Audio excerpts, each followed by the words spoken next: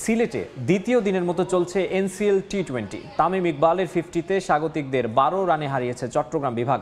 বৃথায় গেছে তৌফিক খান তুষারের 76 রানের ইনিংস।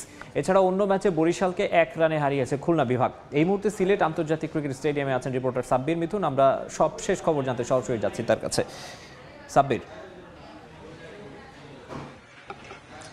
এনসিএল এর দ্বিতীয় দিনে এসে প্রথমবারের মতন জয়ের দেখা পেল চট্টগ্রাম এবং সেই জয়ে সামনে থেকে নেতৃত্ব দিয়েছেন দলটার অন্যতম তারকা ক্রিকেটার তামিম ইকবাল এবং নিজের 50তম টি-20 50 পূরণের মাধ্যমে কিন্তু বাংলাদেশ ক্রিকেট ইতিহাসের প্রথম ক্রিকেটার হিসেবে টি-20তে 50টা 50 করার নজির গড়লেন এই বাঁহাতি ওপেনার এবং তার দলও যেতে জয় পেয়েছে তাতে বলা যায় যে চট্টগ্রাম বিভাগের জন্য আসলে এনসিএল এ গতকালকে হারের থেকে ঘুরে দাঁড়ানোর জন্য এই জয়টাও বেশ গুরুত্বপূর্ণ ছিল।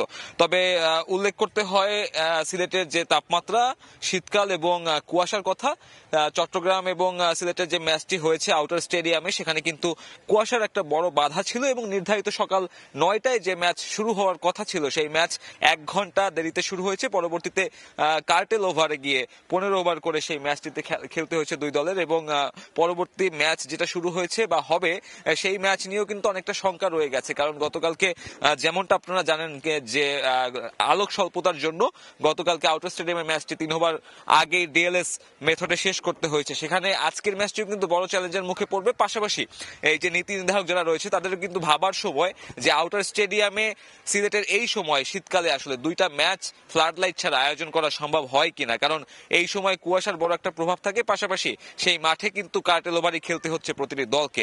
আমার কাছে এনসিএল টি-20 নিয়ে সিলেট থেকে এখন পর্যন্ত এই ছিল সবশেষ। সিলেট থেকে এনসিএল টি-20 সবশেষ খবর জানাচ্ছিলেন সাব্বির মিথুন।